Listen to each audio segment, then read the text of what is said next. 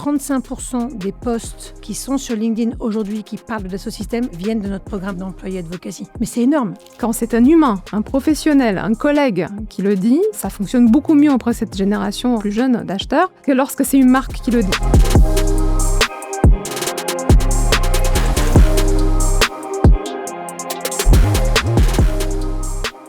Bonjour à tous et bienvenue dans B2B Talks, un format proposé par le média J'ai un pote dans la com en partenariat avec LinkedIn. Pour l'épisode du jour, on va essayer de comprendre ensemble la manière de réinventer sa communication B2B pour aller toucher un public cible différent et réinventer un peu son audience. Pour m'accompagner aujourd'hui, Johanna, à ma droite, toujours fidèle au poste, tu es Senior Director Europe de l'Ouest et Israël chez LinkedIn Advertising. Salut Johanna, comment tu vas ? Bonjour Valentin, très bien, merci. Très heureux de t'avoir avec nous. Aujourd'hui, nouvelle invitée, Victoire de Margerie, qui est VP Corporate Equity Branding and Communication chez Dassault Systèmes. Salut Victoire, comment tu vas ? Aussi bien que Yana. Tout pareil. Tout pareil. Eh bien, c'est pareil pour moi, je suis très heureux de vous avoir à mes côtés. On est ensemble pour une trentaine de minutes, on va essayer de comprendre tout ça, on va vous distribuer la parole. Pour commencer, Victoire, j'aimerais que tu me parles un petit peu de ton rôle au sein de Dassault Systèmes. Qu'est-ce que tu viens faire et ton sens de la vision sur la communication corporate, comment vous travaillez chez vous ? Alors, donc moi, je travaille chez Dassault Systèmes, je m'occupe de la communication et du marketing corporate, et donc de l'image de la marque. Mon rôle, c'est de garantir ce que nous sommes à l'intérieur comme à l'extérieur. Voilà, la garantie de nos messages. Et pour ça, j'ai 2 piliers. Je pars du principe que lorsque vous voyez quelque chose, vous le retenez moins facilement que si vous l'avez expérimenté. Donc, on a un très gros pôle d'expérientiel. Voilà. Et le deuxième pôle, évidemment, chez nous, il est sur la partie collaborateurs. Je crois aussi beaucoup au fait que les collaborateurs, ce sont d'excellents ambassadeurs.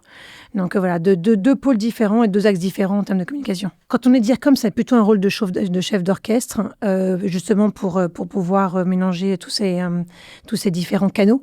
Voilà. Donc en d'autres termes, moi je travaille qu'avec des ingénieurs et j'ai envie de dire que je serais plutôt un ingénieur du dialogue à la fin. Sur la communication corporate, toujours, comment vous avez travaillé cette nouvelle manière de faire ? On sait que sur votre communication corporate, vous vous adressiez d'abord à des ingénieurs ou des gens plutôt métiers qui connaissent votre profession, vos usages. Aujourd'hui, vous avez fait un travail de diversification de l'audience. Comment ça s'est fait ? Pourquoi ce choix, tout simplement ? D'abord, je dirais que la frontière elle est assez poreuse entre le B et le C. Enfin, je pense que Yana nous en parlera tout à l'heure. Que ce soit B ou C, j'ai envie de vous dire, à la fin, ce sont de nouveaux clients, ce sont de nouveaux ingénieurs, etc. Donc, c'est assez poreux. Mais en effet, chez Dassault Systèmes, on a choisi de partir plutôt sur une communication B2C, donc vers le customer, d'accord, parce qu'il nous paraissait important que tous les gens connaissent notre marque. Aujourd'hui, Dassault Systèmes est, ce qui me désole, mais n'est pas assez connu. Dassault Systèmes, pourtant, est dans le quotidien de votre vie. Voilà, je suppose que basket, 80% des baskets que vous portez au pied sont designés grâce à nos solutions. Et ça, pas grand monde le sait. 100% des avions qui volent aujourd'hui volent grâce à nos solutions. Et ça, voilà, les gens ne le connaissent pas assez. Et donc, c'est important de le faire connaître et surtout de faire connaître l'impact positif que nous avons sur cette terre. C'est intéressant de voir votre évolution parce que cette volonté d'élargir le public, ça montre aussi une nouvelle stratégie, une nouvelle vision, d'aller raconter un peu son histoire différemment. Tu le disais juste avant, Dassault Systèmes, c'est connu, mais effectivement, on n'a pas forcément en tête toute l'étendue des travaux que vous réalisez. Et on sent qu'il y a plusieurs typologies d'annonceurs qui, comme ça, font du B2B et vont travailler un peu plus, une audience plus large pour raconter différemment, raconter leur histoire différemment. Est-ce que toi, Johanna, côté plateforme, côté LinkedIn, tu perçois cette tendance de fond des marques qui sont souvent des gros pavillons qui sont connus, mais qui se racontent un peu différemment, qui veulent aller changer de public cible et trouver un angle de discussion différent, une narration un peu nouvelle. Est-ce que toi, tu le vois passer, ça ? Alors absolument, et j'ai envie de dire ce que Victoire vient d'expliquer, c'est hautement stratégique pour toutes les marques B2B aujourd'hui. Il faut se rappeler donc que dans le B2B, les cycles d'achat sont longs, sont très longs et de plus en plus longs. Ça peut être 18 mois, 24 mois. Et le nombre de personnes impliquées sur une décision d'achat B2B ne cesse de s'agrandir. On est aujourd'hui à environ 13 personnes. Et il faut savoir que la moitié de ces 13 personnes ne sont même pas peut-être les utilisateurs ou la fonction qui va acheter le produit ou le service B2B. Mais c'est ce que nous appelons dans notre jargon l'acheteur dissimulé. Ça va être la finance, le legal, le marketing, les RH, etc. Donc ce sont des personnes qui ne sont pas utilisateurs de la solution. Donc ça, c'est quand même le côté très, très B2C. Et donc, pour ça, la notoriété est essentielle. Et ce que vient de nous dire Victoire, c'est effectivement les personnes qui sont en position d'achat vont plus facilement choisir une marque qu'ils connaissent, même s'ils ne sont pas utilisateurs. Le cabinet Bain a fait une étude qui montre que 90% des marques dans le B2B qui ont été achetées faisaient partie d'une shortlist le premier jour de l'ouverture du processus d'achat et que 80% des marques qui ont été achetées étaient connues par tout le monde dans ce buyer group. Donc, d'où l'importance de ne pas être finalement une marque que pour les experts, que pour les spécialistes, mais être une marque connue de tout le monde. Et j'ai envie de dire, le bonus, c'est que nous, chez LinkedIn, on l'a vu, les marques qui sont connues de tout le monde peuvent se permettre d'ailleurs un prix plus premium. Elles vont être choisies, même si elles sont plus chères, à service égal, parce que tout le monde fait confiance à la marque. Et parce que lorsqu'on est acheteur, on met en jeu la marque de son entreprise, mais aussi sa marque professionnelle, personnelle. Et donc, c'est pour ça, d'ailleurs, que chez LinkedIn, pour aller dans cette tendance que Victoire vient de nous expliquer, on a même créé un ciblage particulier, très large, qui s'appelle le Buyer Group, pour accompagner cette tendance. C'est important ce que dit Yana. Moi, je veux faire partie des 80% des marques connues. Et donc, pour ça, je suis obligée d'avoir une communication beaucoup plus large que de m'arrêter à ma cible business et pure business. Et c'est intéressant de se poser la question à chaque fois, parce qu'on se dit B2B, il y a un côté très corporate, sérieux, il faut qu'on parle du produit, de ses avantages, de sa finalité. Et on se rend compte, avec l'étude que tu viens d'évoquer, qu'on vient travailler d'abord la marque au global et un peu plus haut de funnel pour raconter ensuite ce qu'on fait. Donc, on a l'impression que des fois, on oppose un peu les deux, marque et lead direct, génération de lead direct, alors qu'au final, tu l'as dit, plus on travaille sa marque, plus on peut même monter son prix et avoir différents touchpoints. Donc, je trouve que c'est toujours assez pragmatique dans la manière d'aborder le sujet, de se dire non, travaillons la marque, parce que c'est pas uniquement de l'achat média ou des paillettes, c'est quelque chose qui va être au service de la vente après et de l'image globale. Tu voulais rajouter quelque chose ? Non, je voulais dire que justement, en fait, dans le B2B, on peut croire que l'achat est purement rationnel, étayé par des chiffres, mais effectivement, ce côté notoriété, le fait qu'on mette en jeu sa crédibilité professionnelle, personnelle, joue énormément. C'est la moitié, en fait, de la décision d'achat est prise par les gens qui ne sont même pas experts du produit. Ils ont autant de poids dans la décision d'achat que les experts du produit. Donc, c'est énorme. C'est énorme. C'est-à-dire que si la personne ne connaît pas votre marque, vous n'avez absolument aucune chance de passer dans l'appel d'offres. Absolument. C'est pour ça que merci pour toutes ces études, parce que c'est précieux en tout cas pour nous, DIRCOM. On s'appuie sur ces études-là pour après construire nous notre plan de communication, bien sûr. Et justement, comment vous faites, vous, sur la forme, sur le fond, qu'est-ce que vous racontez et comment vous venez le raconter ? C'est quoi la stratégie que vous avez mise en place ? Alors, sur la partie fond, je dirais que c'est un contenu plutôt accessible à tous. Voilà, un contenu qui inspire évidemment. Il y a plusieurs axes. Il y a la partie leadership féminin, il y a pas mal d'innovation, évidemment, innovation durable. Et ensuite, on a toute la partie accessibilité des technologies. Et ensuite, sur l'autre volet qui est la forme, on a un storytelling qui est assez poussé. Vraiment. C'est bien de mettre de l'émotion, donc des contenus émotionnels, immersifs. Voilà, je pense qu'il faut prendre aussi des prises de parole incarnées. On a beaucoup ça chez Dassault Systèmes. Il faut expliquer... chez Dassault Systèmes, vous savez, on améliore la vie réelle grâce aux jumeaux virtuels. Alors, ça veut dire quoi ? C'est d'expliquer aux gens que grâce à ce jumeau numérique, on peut améliorer la vie réelle. Voilà. Et on peut mettre aussi de l'humour avec ça. Et pas mal de nos posts avec qui ont de l'humour fonctionnent assez bien. Donc, on s'amuse parfois à mettre... On a fait un post comme ça, marqué « modeling ». Ok, donc à gauche, vous avez un mannequin qui défile, et à droite, donc vue du grand public. Ça veut dire quoi, modeling ? C'est un mannequin qui défile. Vue d'un ingénieur, c'est quoi ? C'est un ingénieur qui code derrière son ordinateur. Voilà, donc je pense en tout cas, chez Dassault Systèmes, on essaie de mettre un petit peu d'humour dans nos différents postes, et ça fonctionne plutôt pas mal. Et comment on fait pour être juste ?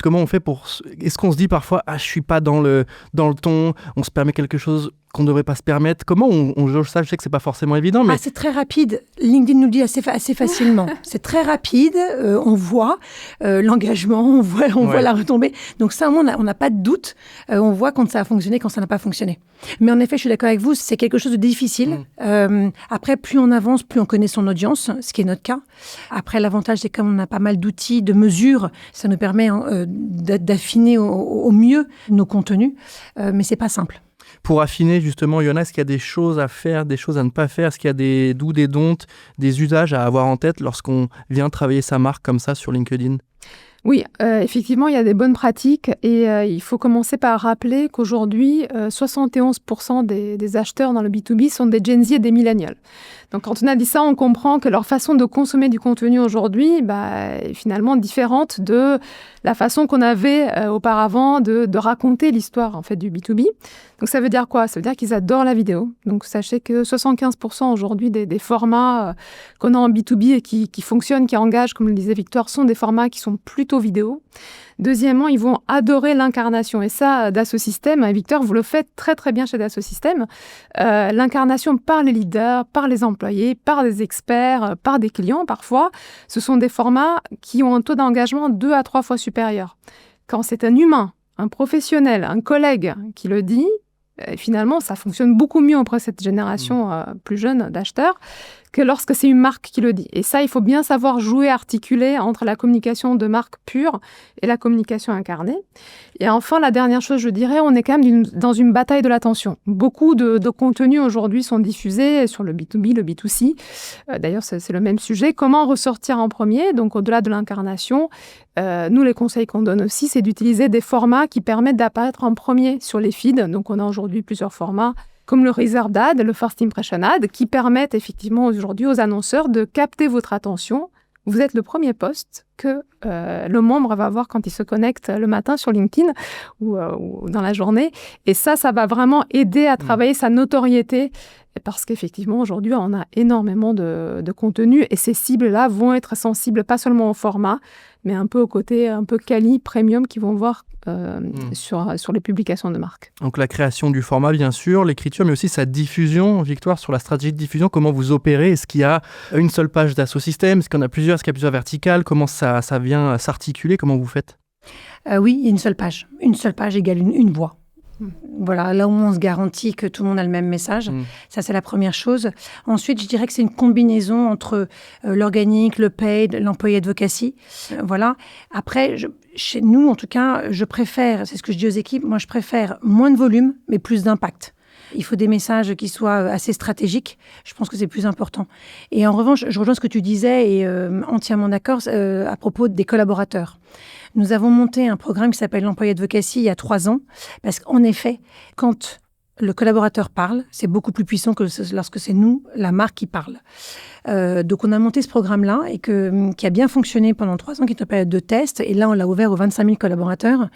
Et donc, grosso modo, en quoi ça consiste? C'est un programme d'employé advocacy. Ça veut dire qu'on leur prépare les posts avec la photo qui va bien, la vidéo qui va bien et le texte. En revanche, eux, évidemment, modifient leur texte, se l'approprient avec leur façon de parler.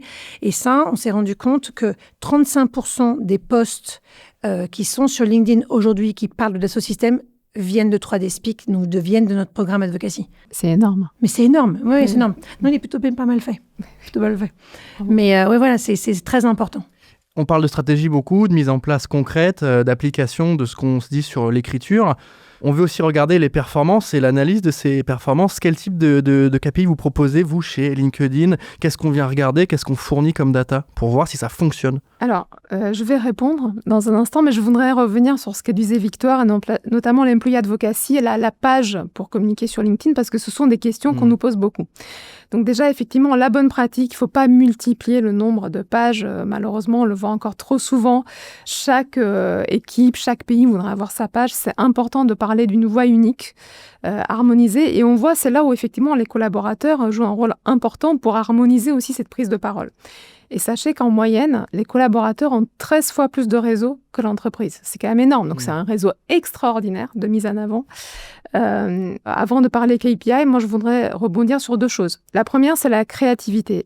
Victoire, tu mentionnais l'humour. Effectivement, dans le B2B, c'est quelque chose qui marche énormément.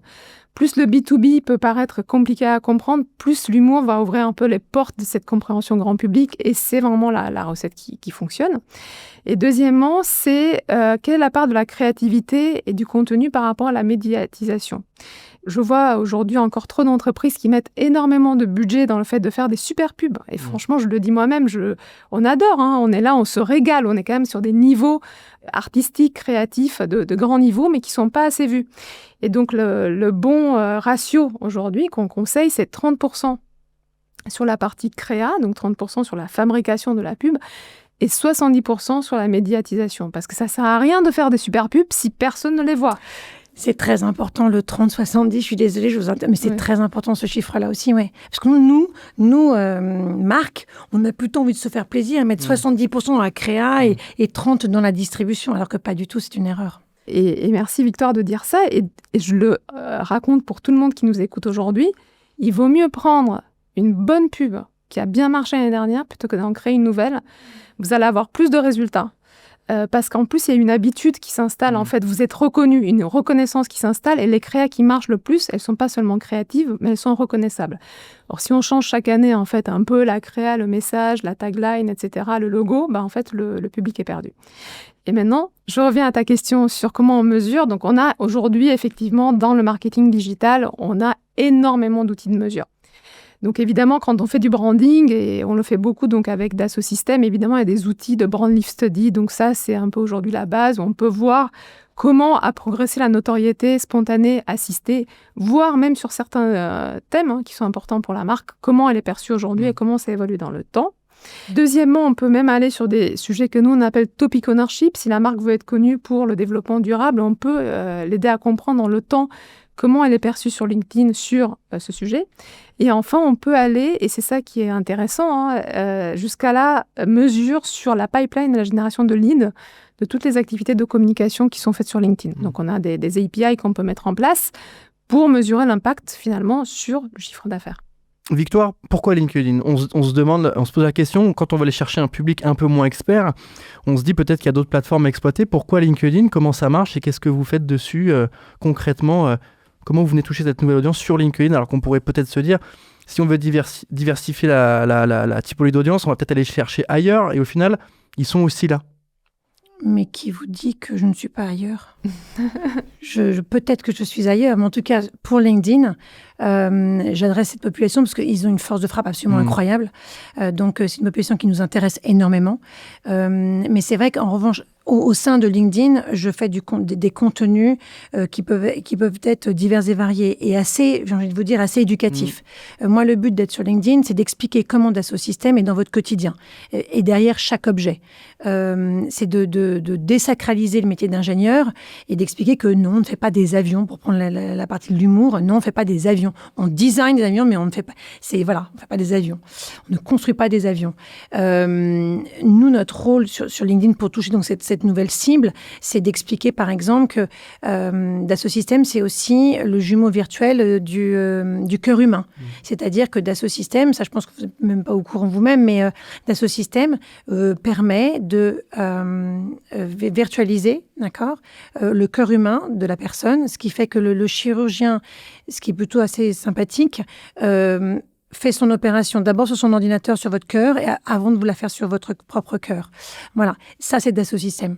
Et ça, les gens ne le savent pas. Donc, LinkedIn nous aide aussi à rendre ces contenus plus accessibles de la part de tout le monde.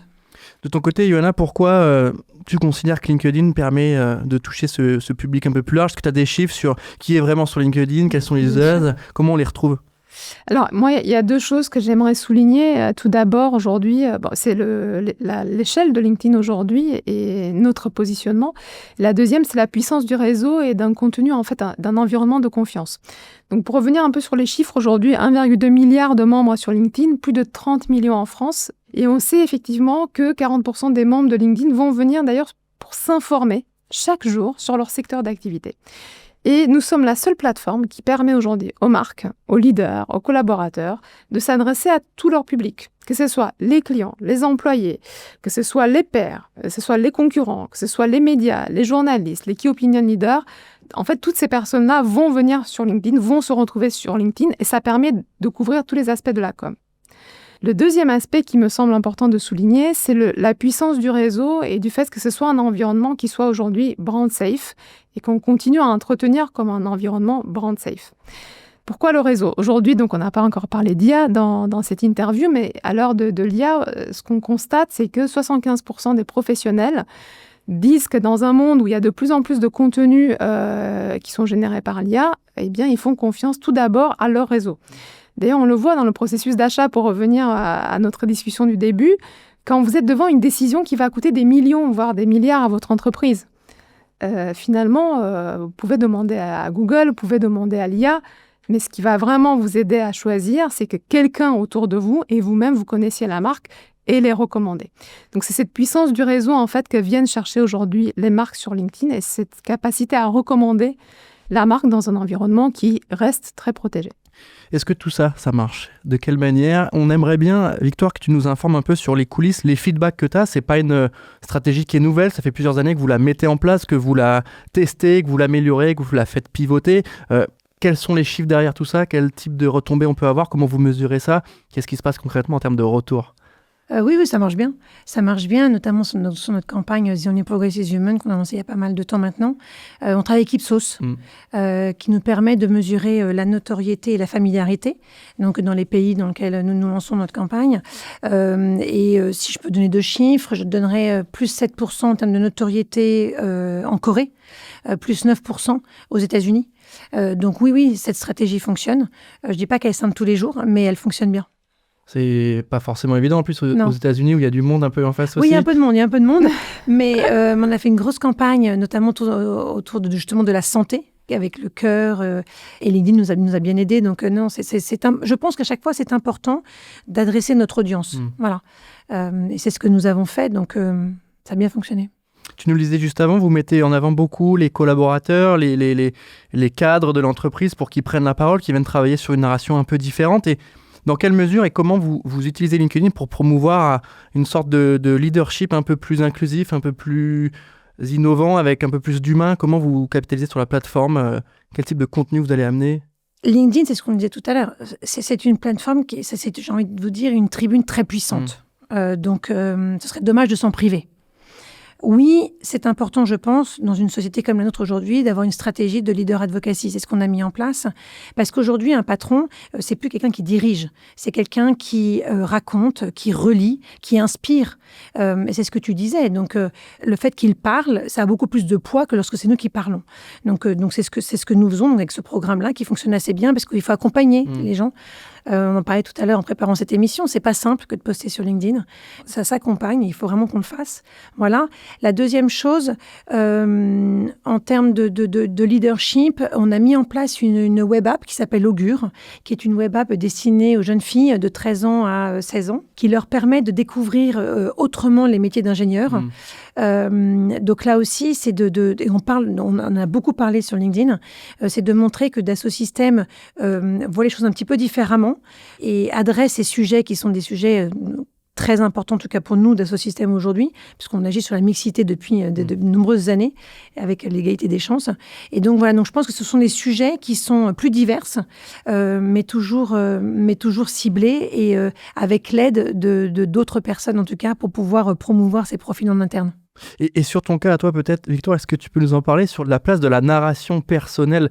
Tu l'as dit, on voit que les profils dirigeants, tu l'as dit, se mettre en scène, c'est pas inné, c'est quelque chose qui est travaillé. Est-ce qu'on voit de la perf avec ça? Est-ce qu'on voit une vraie différence? Et comment on vient faire ça? Comment on fait le ratio entre discours très corporate, où on sait dans quel ton on va aller, et le côté un peu plus perso, où on essaye de se livrer, montrer un petit peu qui on est, au service toujours de la marque, bien sûr. Oui, alors je ne donnerai pas de chiffres, je laisserai la partie de donner ces chiffres. Je trouve ça très difficile. Voilà, donc tu me demandes perso, je trouve ça très difficile parce que c'est pas naturel. Même si en tant que DIRCOM, on doit porter la marque, moi j'ai pas tout le temps envie de me mettre en avant et je pense que DIRCOM c'est plutôt un métier de l'ombre, au contraire, ce que disait mon patron ce matin. Je me dis non, c'est à toi de passer, c'est pas à moi. Moi j'aide, mais je dois pas être en première ligne, quoi. Donc j'avais un peu de mal avec ça. Maintenant, une fois qu'on a dit ça, eh bien, il va falloir passer à autre chose parce qu'on n'a pas le choix. Voilà. Aujourd'hui, 2025, si le directeur de la communication n'est pas sur LinkedIn et elle ne donne pas son mot à dire, ça ne fonctionne pas. Donc, j'ai dit OK. Mais néanmoins, je me suis aussi rendu compte de quelque chose, c'est qu'on ne peut pas poster une fois de temps en temps. Non, ça ne fonctionne pas, ça non plus. Il faut poster régulièrement. Voilà. Et après, je viendrai à la partie perso. Il faut poster régulièrement. Et pour poster régulièrement, écoutez, moi, je suis accompagnée. D'abord, j'ai quelqu'un en interne qui a beaucoup d'audace, qui me fait faire des vidéos avec ma petite souris comme ça. Donc, je lui fais confiance, donc je le suis. Puis, je suis aussi aidée par une personne en externe parce que c'est pas toujours simple d'avoir le recul pour avoir les bons posts, les bonnes idées, etc. Donc, voilà. Mais maintenant, oui, je confirme, dès qu'on parle avec un volet plus perso. J'ai fait un post sur la rentrée des classes parce que j'étais hyper contente qu'enfin, dans le collège de mon fils, ils ont enfin arrêté les téléphones portables, ils ont mis de côté, donc j'étais toute contente et j'ai envie de parler de tout ça. Mon post a explosé. Voilà. Alors que j'ai mis une photo de dos de mon fils, mais je pense que mon message a été entendu. Et je me posais la question en tant que maman, parce que je suis dire comme je suis avant tout maman et femme, et je me posais beaucoup de questions à ce sujet-là, parce que c'est quand même les réseaux sociaux, les téléphones pour des enfants qui ont 13 ans, c'est compliqué. Donc oui, c'est pas simple. Mais pour résumer, il faut être accompagné. Et 2, de toutes les façons, plus votre parole est humaine, plus votre parole est sincère, plus vous fonctionnerez. Il y a aussi tout le volet inspiration, effectivement, sur la place des femmes. Tu voulais rajouter quelque chose ? Je voulais juste rajouter un point par rapport à ce que vient de dire Victoire, parce qu'on le voit avec nos membres, on leur a demandé. Est-ce que vous êtes à l'aise pour poster des choses un peu plus personnelles en plus du pro ? Et effectivement, aujourd'hui, la moitié des membres qu'on a interrogés sont à l'aise pour aller plus loin dans le partage un peu de leur vie personnelle. Moi, ce que j'ai vu fonctionner, je pense que tous ces thèmes qui ont un côté un peu universel et qui ont quand même un lien avec le travail. Donc tout ce qui est équilibre vie perso, vie privée, donc la parentalité, c'est un thème qu'on voit beaucoup émerger parce que c'est la réalité de beaucoup de monde. Deuxièmement, tout ce qui est thème autour, par exemple, du sport, du challenge, ça c'est vraiment quelque chose qu'on voit beaucoup sur LinkedIn. Mais aussi, par exemple, la maladie et le travail. Mine de rien, aujourd'hui, on est dans des sociétés, dans des entreprises qui assument d'accompagner, par exemple, les pathologies, la maladie au travail. Et donc, c'est vrai que sur ces aspects-là, on voit beaucoup d'engagement, beaucoup d'intérêt parce que ces thèmes sont universels. Et parce que derrière, effectivement, un leader qui porte une stratégie business, il y a aussi un humain. Et c'est vrai que voir les deux volets, c'est quelque chose aujourd'hui que nos membres ont envie d'explorer davantage.